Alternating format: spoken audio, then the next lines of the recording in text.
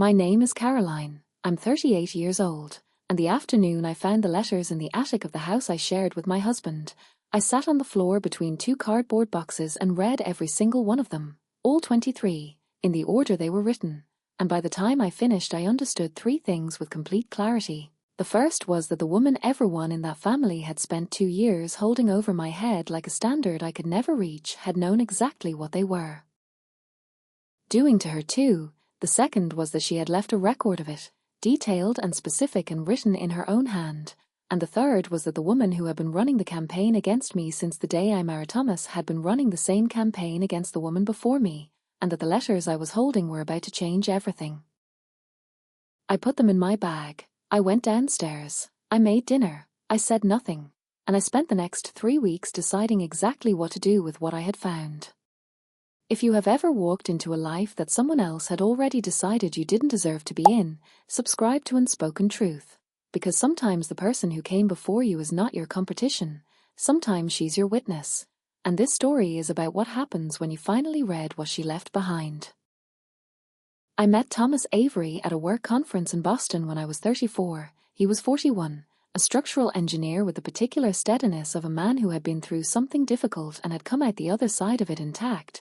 We talked for 3 hours at a dinner neither of us had particularly wanted to attend, and by the end of the evening I understood that I was in the presence of someone I wanted to know better. He told me on our second date that he was a widower, that his wife Margot had died 3 years earlier from ovarian cancer, that he had a 7-year-old daughter named Clara, and that he wanted me to know all of this before anything else because it was the shape of his life and I deserved to understand what I was walking into.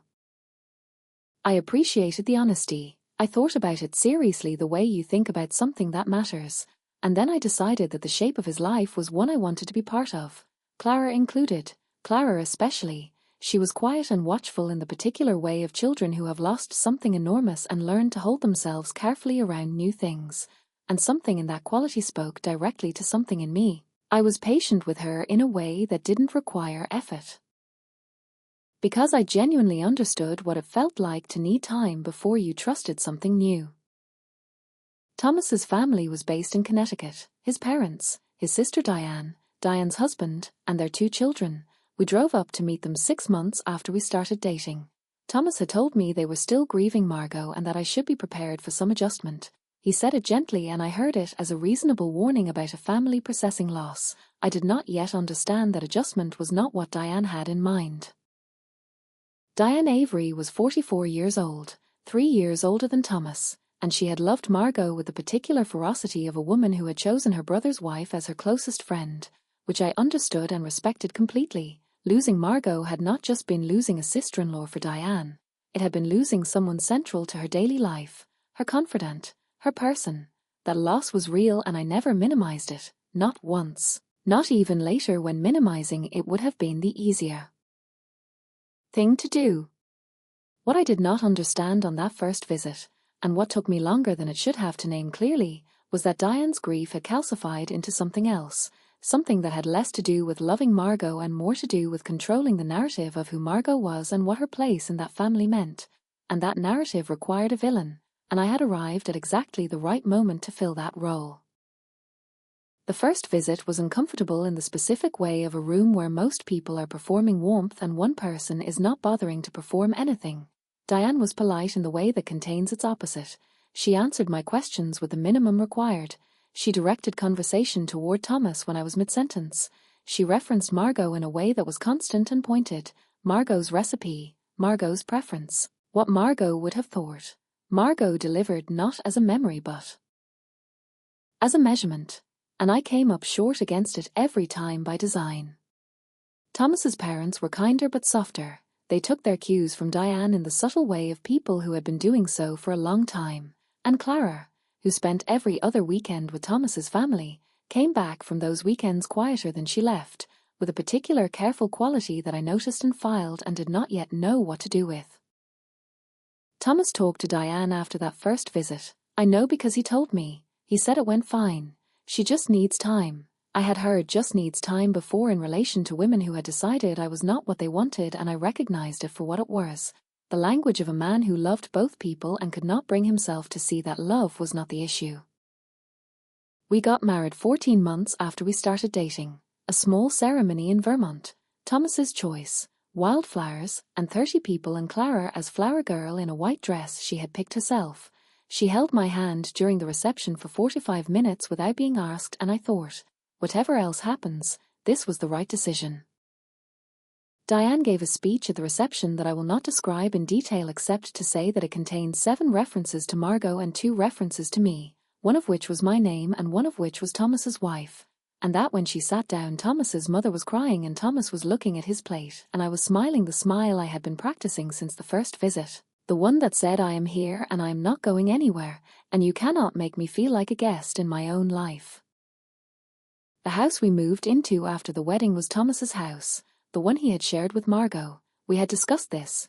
Thomas wanted Clara to have stability, to stay in the home she knew, and I had agreed because I understood the reasoning and because I loved Clara and because I believed that a house is only the walls and what matters is what you build inside them. I believed this and I still believe it, and I also want to tell you that living in a house where someone else's presence is maintained as a shrine is a particular kind of daily experience that I had not fully anticipated.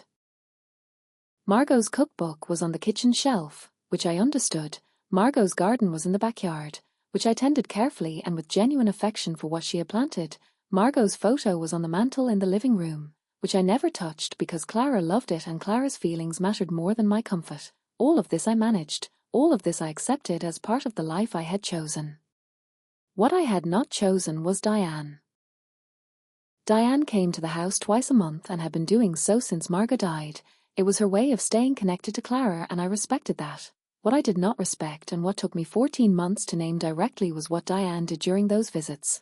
She brought things, Margot's things, items she said Clara should have, a scarf, a jewelry box, a framed photo for Clara's room. Each item delivered with a story about Margot that positioned Margot's memory as something I was inadequate to.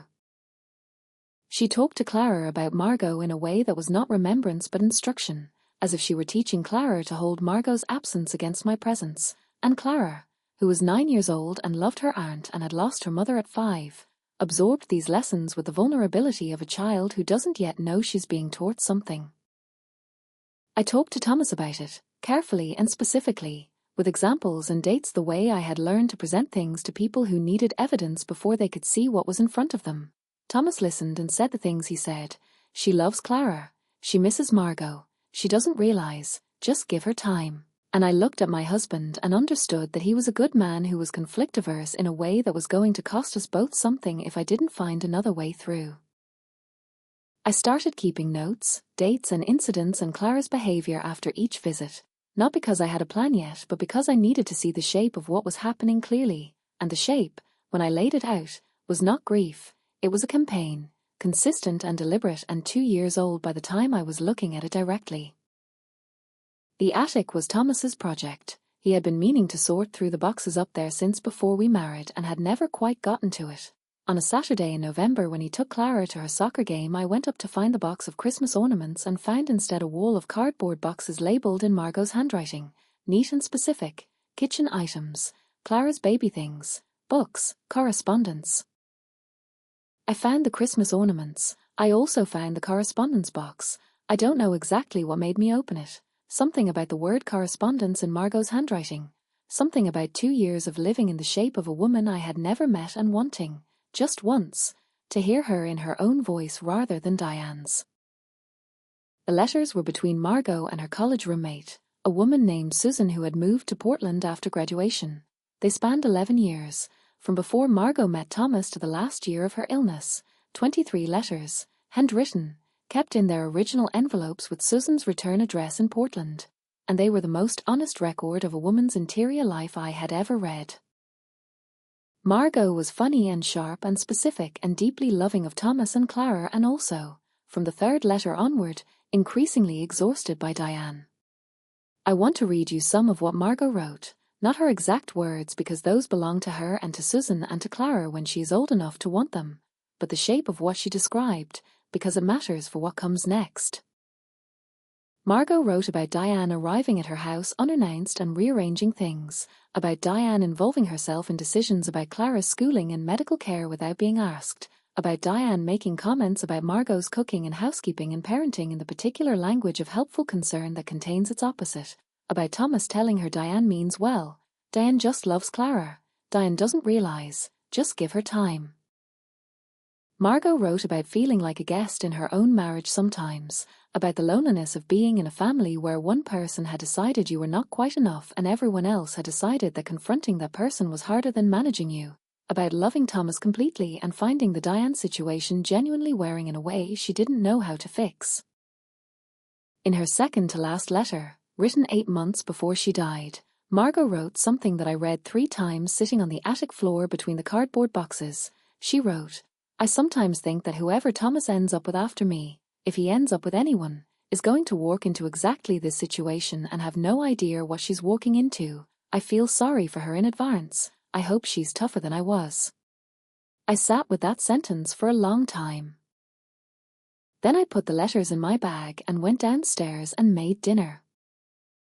The 3 weeks between finding the letters and deciding what to do with them were the most clarifying weeks of my marriage. I read them twice more. I thought about Margot, not as the standard I had been measured against for 2 years, but as a person, a specific and complicated and generous person who had lived in this house and loved these people and struggled with the same thing I was struggling with and had not found a way through it before she ran out of time. I thought about Clara, 9 years old and being taught by her aunt to hold her mother's memory as something I could never reach, and I thought about what it would mean for Clara to grow up with that lesson fully learned, to become a woman who believed that love was a competition between the living and the dead, that the people who came after were always lesser, that loyalty meant holding a door closed rather than opening a new one. I thought about Thomas, good and conflict-averse and genuinely loving and genuinely unable to see what was happening because seeing it would require a confrontation he had been avoiding his entire life. And I thought about Diane, and I thought, she did this to Margot too, and Margot is not here to say so, but I am. I called Susan in Portland. Her return address was on every envelope and her number was listed. It took me 40 minutes to decide to call and 30 seconds to dial. She answered on the 3rd ring and I told her who I was and there was a silence and then she said, "I wondered if this call would ever come." We talked for 2 hours. Susan had loved Margot for 30 years and had watched the Diane situation from Portland with the helpless frustration of someone too far away to intervene and too close to pretend it wasn't happening. She told me things that filled in the gaps between the letters. She told me that Margot had tried to talk to Thomas directly in the last year of her illness, and that Thomas had cried and apologized and spoken to Diane, and that Diane had cried and apologized and that nothing had materially changed. She told me that Margot had made peace with it because she was dying and making peace was what she needed to do. And then she said, "But you're not dying, Caroline, and you don't have to make peace with something that isn't finished yet." I thanked her and I sat with the phone in my hand for a long time after we hung up, and then I knew what I was going to do. I asked Thomas to sit with me at the kitchen table on a Sunday evening after Clara was in bed. I placed the letters between us, 23 of them in their envelopes. I told him where I had found them and what they contained, and I watched his face move through the particular sequence of a man encountering something he has been not quite seeing for a very long time. He read for an hour. I made tea and sat across from him and let him read. I didn't say anything because there was nothing to say that Margot hadn't already said better than I could. When he finished, he looked up at me and his eyes were wet and his face had the expression of a man who has just understood the cost of a long avoidance. "She went through this too," he said, and it wasn't quite a question. "Yes," I said, "and she tried to tell you and you heard her and then it didn't change. And now I'm telling you, and I needed to change." He was quiet for a long time. "What do you need?" he said. I told him exactly what I needed. I had been thinking about it for 3 weeks and I was specific. I needed him to talk to Diane not as a mediation but as a boundary. I needed Clara's time with Diane to be restructured so that I was present for part of it. I needed him to understand that this was not about Margot. It was never about Margot. It was about a pattern that had existed before me and would continue after me if nobody named it directly. And I needed him to be the one to name it because he was the one with the standing to make it stop. He nodded, slowly, and said, "I know, I've known for a long time. I just didn't want to see it." "I know you didn't," I said, "but I need you to see it now." Thomas talked to Diane the following weekend. I don't know exactly what was said because I wasn't there and I didn't ask for a transcript. I know it was hard and I know Diane cried and I know Thomas held the line in a way he hadn't held it before because something in him had shifted and stayed shifted. Diane called me 2 days later, her voice stripped of its usual management, smaller and more uncertain than I had ever heard it. Thomas showed me the letters, she said. I waited. I didn't know she felt that way, she said. And then she stopped and I heard her understand that wasn't quite true. And she said, I knew she was frustrated. I told myself it was normal. I told myself I was helping. I've heard that before, I said, not unkindly, just honestly. A long silence. I miss her every day, Diane said, and her voice broke on it, genuinely, the first genuinely unmanaged thing I had ever heard from her. I know, I said, I know you do, and I'm not asking you to stop missing her. I'm asking you to let me be here too. She didn't respond immediately. I heard her breathing, and then she said, I think I can try that. It was not a resolution. It was a beginning, imperfect and uncertain and real in the way that beginnings are when they cost something to arrive at. That was 18 months ago. Things are different now in the way that things become different when a pattern is finally named and the person maintaining it is finally asked to see it directly. Diane and I not close. We may never be close, but we are in the same room without the particular cold management she used to bring to every interaction. She is learning to be Clara's aunt without making that role a weapon. Slowly and imperfectly, and I think genuinely. Clara is 11 now. She keeps a photo of Margot on her dresser and talks about her mother with the openness of a child who has been told she is allowed to love someone who is gone without it meaning she loves the people who are here any less. I made sure of that. I will always make sure of that. Thomas is in therapy for the first time in his life. His choice. He said he wanted to understand why it had been so hard for him to hold a line with Diane for so many years. I think that is one of the bravest things I have seen someone decide to do. I still tend Margot's garden. The roses she planted along the back fence are extraordinary in June. I cut them and put them in a vase on the kitchen table, and sometimes Clara comes in and says those are Mom's roses and I say yes they are. She planted them and they're beautiful. And Clara smiles and that is enough. It is always enough to simply tell the truth. If you have ever walked into a life where someone had already decided you didn't belong, where every room contained a reminder that you were the lesser version of something that came before, I want you to hear this. You are not in competition with the dead. You're not in competition with anyone. The person trying to make you feel that way is not protecting a memory. They are protecting a position. And those are very different things. You are allowed to find the letters in the attic. You are allowed to read them. You are allowed to discover that you are not the first person to stand where you are standing and feel what you are feeling.